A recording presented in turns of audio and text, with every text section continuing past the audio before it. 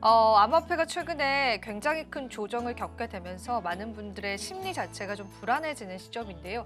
그래서 여러분들에게 보다 또 깊이 있는 이야기들이 필요할 것 같습니다. 오늘 윤석빈 교수님 나와 계십니다. 교수님 안녕하세요. 네, 트러스트 커넥터 서광대 윤석준입니다. 네, 교수님 지금 시장이 급격한 좀 조정이기는 합니다. 저희가 주제 이야기하기에 앞서서 이런 또 시장의 흐름들 어떻게 좀 대응을 해봐야 될까요? 예, 말씀하신 것처럼 제가 이렇게 녹화하러 오고 있는 와중에도 커뮤니티 내에서 이제 제가 저는 투자 쪽은 아니니까 안 보더라도 커뮤니티 나오는 내용들을 보면 지금 안 해도 8만 달러가 좀 그럴 수 있다는 얘기도 있고 오늘 또 얘기하겠지만 전체 거래소 해킹 그런 것도 있었고 또 최근에는 보니까 이게 물론 이제 저는 이 시장을 저는 8년 정도 보니까 워낙 업앤다운이 심한 다이나믹이 심한 시장인 건 이해가 되는데 최근에는 또 아마 바이비트 오늘 해킹이기도 할 텐데 거래소 해킹이라든지 그리고 지금 트럼프 2.0로 이제 규제가 많았잖아요. 당연히 그런 가는 방향은 맞지만 그 와중에 또 왜냐면 블록록도 일부는 팔겠다는 얘기도 나와서 그런 것들이 아마 전반적으로 아마 이게 좀 요소들이 뭉치면서 결합되고 융합되면서 좀 시장 조정이 좀 강하게 나오고 있는 상황인 것 같습니다. 좋습니다. 일단은 저희가 또 전반적인 글로벌 시장이 위축되고 있기는 합니다. 뉴욕 증시도 사실 좋은 상황은 아니거든요. 그런 영향력도 시장에서 받아간다라고 봐야 될 것 같습니다. 시즌 종료 이 이야기가 가장 두려울 것 같아요. 우리 투자자분들에게는. 오늘 같은 경우에는 지금의 하락을 이끌었었던 요인 중에 하나였었죠. 바이비트 해킹 사건. 조금 심도 있게 다뤄볼 예정인데요. 이 사건 어떤 사건이었는지 교수님이 한번 정리를 해주십시오. 네, 일단은 또 말씀드리겠지만 일단 북한의 소행이라는 것들은 많이 지금 리포트나 그런 것들 나와 있고요.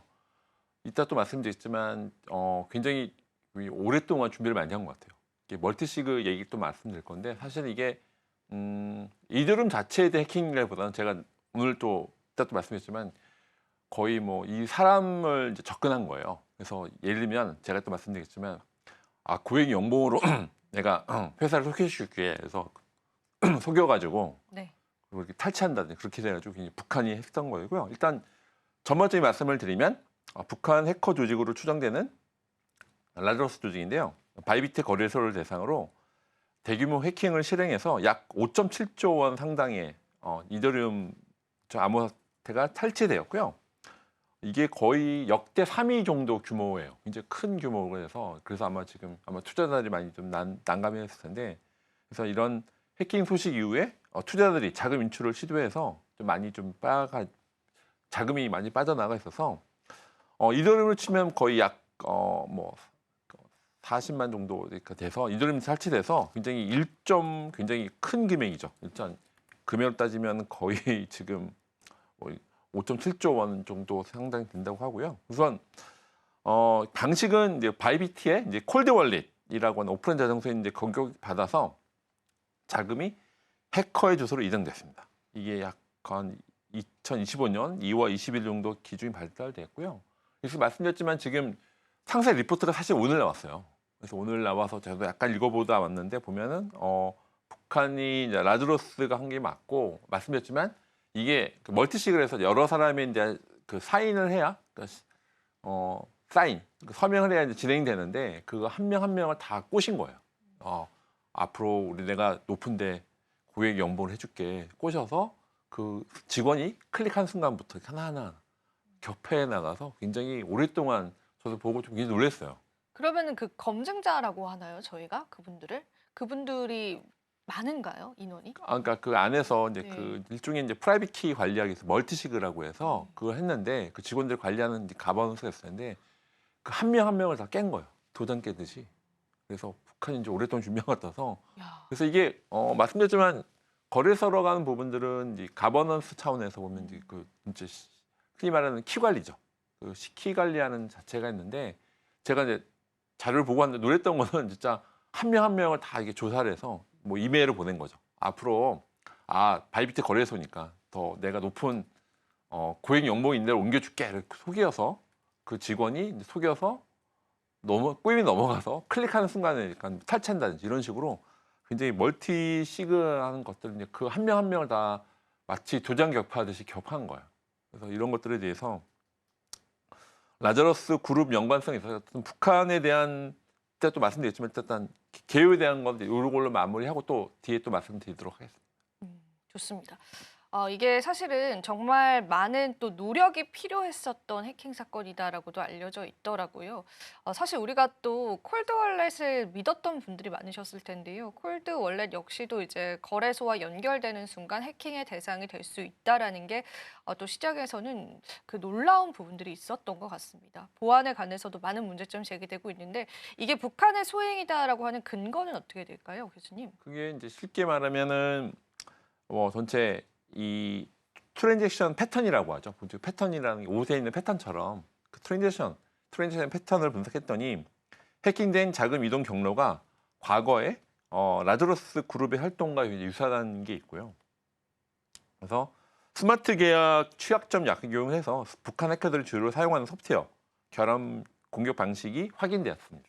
그리고 전체적인 이 북한에서도 내가 뭐 탈취했다는 얘기도 있어서 그 전반적으로 봤을 때 이렇게 일단은 작은 패턴에 대한 관찰 그리고 북한 관련 해킹 사건의 주소로 이동이 된 거 이제 아시겠지만 블록체인은 다 어쨌든 트래킹 되면 주소는 확실히 확인되는데 그 주소가 어디냐 했을 때 해킹 사건의 주소로 이동됐다는 게 확인됐고요. 전체적인 뭐 전문기관의 분석 결과에 의해서 이제 봤을 때는 이미 북한 라자러스 그룹이 있다는 거는 다 이미 좀 뭐는 리포트나 그래서 뭐 미디어도 그렇고요. 리포트가 다 북한 연루가 돼 있다고 하는 건 다 이미 공감대, 좀 동의를 받고 있는 것 상태입니다. 그래서 북한이 굉장히 이런 거 강한 오늘 저희가 뭐 보안 쪽은 아닙니다만 북한이 워낙 이런 거 강하다는 건 이미 알려져 있는 상태라서 라자러스 그룹에 대한 연관성 이거는 저뿐만 아니라 많은 사람들도 그렇고 미디어도 그렇고 리포트도 그렇고요. 이렇게 좀 동의를 받고 있는 것 같습니다. 음. 북한이 사실은 연루가 되었다라는 게 FBI 측에서도 공식적인 문서로 네. 제기하기도 했더라고요. 그래서 사실 이 부분은 사실상 확정시 된 부분도 있는 것 같습니다. 자, 그러면은 기존에도 우리가 다양한 해킹 사건이 있었잖아요. 기존의 사례들과 비교를 했을 때는 어떤 차별점들이 있을까요? 앞에 말씀드렸지만 이제 다중계층이라고 해서 한 명 한 명 다 깬 거예요. 그런 부분에서 그러니까 깼다는 게 어떤 의미일까요, 교수님? 깼다는 표현이 내가 이제 거래소 직원이 얼마나 관리를 했겠어요. 네. 근데 한 명 한 명이 이제 멀티식이니까 그 키 관리했던 사람들을 한 명이 아니라 여러 명을 다 동시에 막 도장 격파하듯이 어, 탈취를 한 거죠. 그러니까 하나하나 다 같이 해서 그러니까 한 명만 하면 안 되는 거고 여러 명 했어야 되는 건데 그 누가 담당인지도 체크한 거였고 그렇네요. 담당자가 뭐 5명이다 한 명씩 다 한 거죠. 그렇게 됐다는 게 밝혀지고 있어서 굉장히 오랜 시간 동안 했던 부분에서 정리해서 말씀을 드리면 이 다중 계층 공격이 있습니다. 그래서 거래소 핫 월렛과 개인 지갑을 동시에 타겟으로 한 사례라 볼 수 있고요.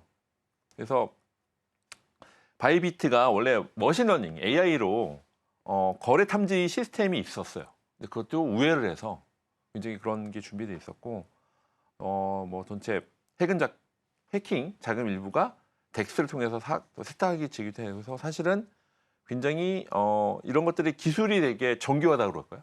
굉장히 이제까지는 다중계층 종교를 해서 이것들이 뭐 사회공학적 기법, 뭐 스마트 컨트랙트 조작 이게 종합적으로 해서 고도의 공격 방식. 그러니까 우리나라 사람들이 머리가 좋잖아요. 네.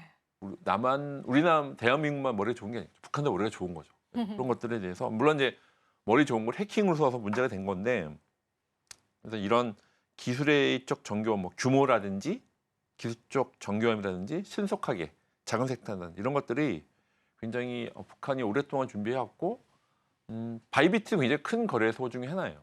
그러다 보니까 어느 뭐 AI로도 이상 탐지를 막고 직원들 교육이나 이런 걸 다 철저히 한 편인데 창과 방패 싸움인 거죠.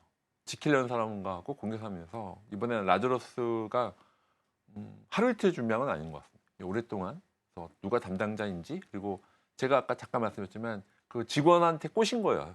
내가 앞으로 뭐 이렇게 마치 헤드헌터처럼 좋은 데로 옮겨줄 테니 그런 식으로 했다가 그런 것들을 이 직원이 이제 클릭하게 돼서 그게 또 탐지가 되고 침투하게 되고 이런 식으로 굉장히 사회공학적이기도 하고 다중계층으로 공격을 해서 이번에 지금 많은 분들이 보안 전문가도 그렇고 이런 것들을 굉장히 오랫동안 준비하고 굉장히 해서 규모도 컸고요. 그리고 굉장히 기법 자체도 그렇고 전반적으로 봤을 때 굉장히 좀 보안하신 분들은 이걸 리포트를 많이 쓸 것 같아요.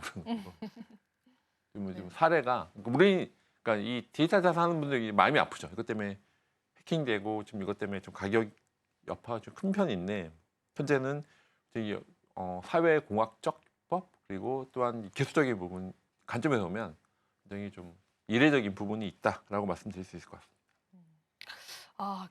정말 이번 사례는요, 암호화폐 시장의 충격 여파가 크죠. 그 당장은 크게 충격이 있는 것 같지 않았지만 지금 또 시장의 상황을 보면은 이러한 또 충격 여파가 시장에 고스란히 반영이 되는 느낌이 좀 들고 있는 시점인 것 같습니다. 그렇다면은 우리가 거래소를 믿을 만할까에 관해서 의문이 드는 것 같은데요. 거래소의 보안 현황은 어떻게 될까요, 교수님? 네, 지금 보면 현재 2023년도긴 한데요. 글로벌 거래소의 43%가 멀티시그를 아직 적용하지 않았어요. 아, 근데 바이비티는 멀티시그를 적용했는데도 그걸 일종의 침투를 당한 거고요. 어쨌든 말씀드리면 2023년도 글로벌 거래소의 43%가 멀티시그 기술이 미적용되어 있고요. 평균 72%의 자금이 핫 월리에 보관되어 있습니다. 원래 이제 권장은 한 20% 이하이긴 한데 그래서 그리고 사고 대비 보험 가입률도 27% 미만이라서 주요 거래소 기준입니다. 이런 식으로 전반적으로 그래서 기존 리거시 금융하는 분들을 감정해서 보면 이렇게 좀 많은 자금인데 이렇게 좀 관리 안 되는 게 말이 돼라고 하는 말이 나오고 있거든요. 그래서 이런 관점에서 거래소 보안 현황으로 봤을 때는 이런 좀 취약점이 있고요.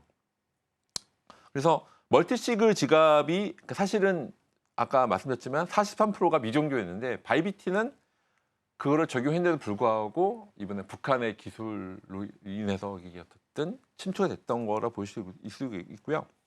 그래서 해커들이 이렇게 정교한 방식으로 멀티시그 보안을 우회했다 보시면 되고 그리고 사회공학적 공격이라는 제가 표현 썼는데 직원들을 대상한 피싱 공격에 여전히 취약한 거죠. 그러니까 아무리 잘 준비했는데 직원들이 만약에 좀 위험한 파일을 클릭하면 안 되잖아요. 저희도 이메일 오면 뭔가 의심스러우면 클릭하지만 안 되는데 그걸 많이 꼬신 거죠. 내가 좀 많은 유명한 헤드헌터인데 걱정하지 마시고 이거 좀 제가 좋은 자를 알아봐 드릴게요. 해서 그 직원들이 꿈이 넘어갔다고 합니다. 저도 이제 리포트를 봤는데 그냥 넘어간 게 아니라 굉장히 오랜 시간 동안 이런 직원들에 대해서도 굉장히 달콤한 유혹 같은 걸로 해서 했던 부분이 있고요. 그리고 스마트 컨트랙트 취약점도 이용을 해서 계약 로직 변경을 통해서 공격 가능성이 존재한 부분이 있어서 이게 약간 기술적인 부분 그리고 사회공학적인 또 인간에 대한 인간의 마음을 좀 공격했다고 할까요? 종합적으로 이렇게 됐을 때 이게 좀 여파가 크기도 하고 전체 거래소 보안 현황이 사실은 바이비트도 멀티시그도 하고 뭐 준비를 안 했던 건 아니에요. AI로도 이상 탐지를 하려고 했고 그랬던 건데 굉장히 그것들을 창과 방패처럼 이번에 오랫동안 준비해서 이번엔 창이 이긴 거죠. 그렇게 보시면 될 것 같아요.